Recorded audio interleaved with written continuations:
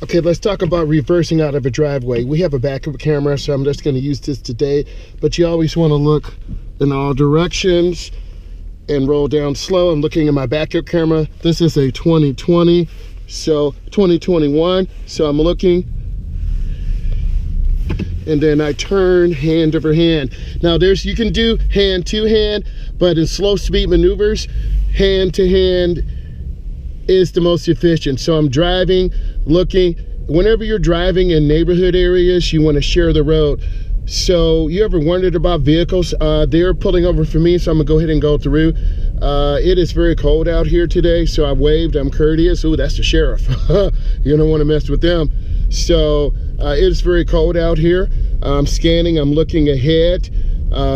You want to scan your peripheral vision. You want to look ahead, you want to look left and right. There's a car behind me, I'm checking my mirror. So if you're not paying attention, cars can just drive up right behind you.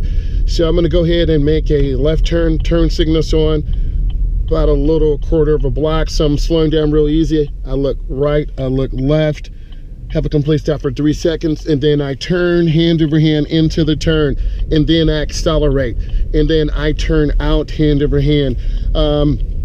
In the comments, please let me know, what did you learn? Did you learn hand to hand or hand over hand?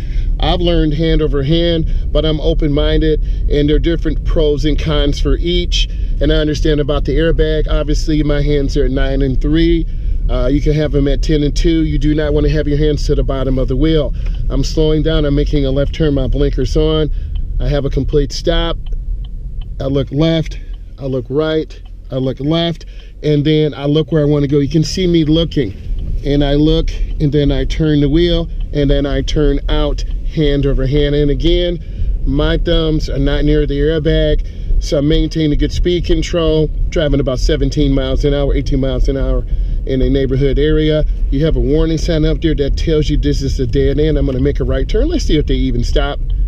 Oh, they kind of did a rolling stop. So I'm looking and I'm checking, and I'm looking where I want to go. I'm turning hand over hand in, and I turn out. Man, that was a pretty smooth turn. So I'm scanning left, I'm scanning right, I'm looking straight ahead, I'm checking my mirrors. You have to know what's going on. There's a car up there getting ready to make a left turn with the trailer, so I'm being mindful.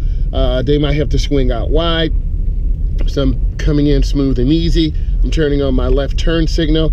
I'm being very gentle on my brakes. If I stab my brakes, I'll slide.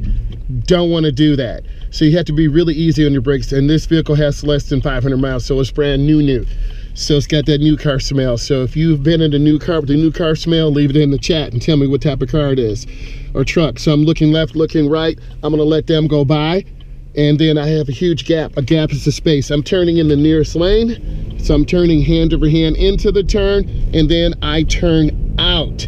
And then I accelerate out of the turn. Your DMV instructor, road tester, is looking for really smooth turns. I'm making a left-hand turn up here. I look, I check my blind spot. You see me looking, you have to check your blind spot. So I come up, have a nice smooth slowdown. I want to see the rear of the tires. This is a protected left-hand turn. It's a red arrow right now. This means we cannot move. You can look at vehicles. That truck turned into the nearest lane. Good job, truck driver.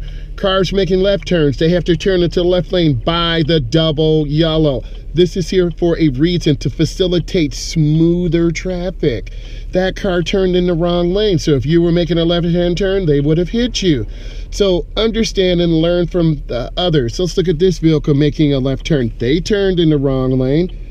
They turned in the middle lane. You have to be, they turned in the correct lane.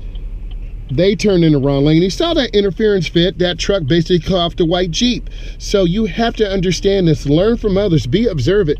This guy behind me is kind of hunched up, hand on the seat behind me, so I don't know what's going on with him. But always be aware. So I'm coming up to the intersection. I'm waiting. I have a blinking yellow. This means you can turn after you yield and if there's an opening. So I'm just here waiting. There's no hurry. I'll probably have a solid green light, which means it's a protected turn for me. I can make my left without worrying about oncoming traffic. It's blinking yellow, and cars are waiting because the flow of the traffic is kind of heavy. So you have to sit here and be patient. Let's look at the white car. They turned in the, see, there's our green turning arrow. So I have to turn in the nearest lane, which is by the double yellow. And bam, I hit that turn really good. It feels good when you understand what you need to do. So the speed limit here is 50, so I'm just cruising, looking. I'm at about 40. I'm at 50 right now. Checked my mirror, no one's behind me. Good speed control.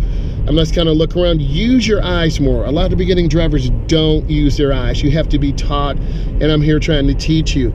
I am a state certified instructor. If you like this content and you learned about control, maintaining control of your car, maintaining good turns, give it a thumbs up.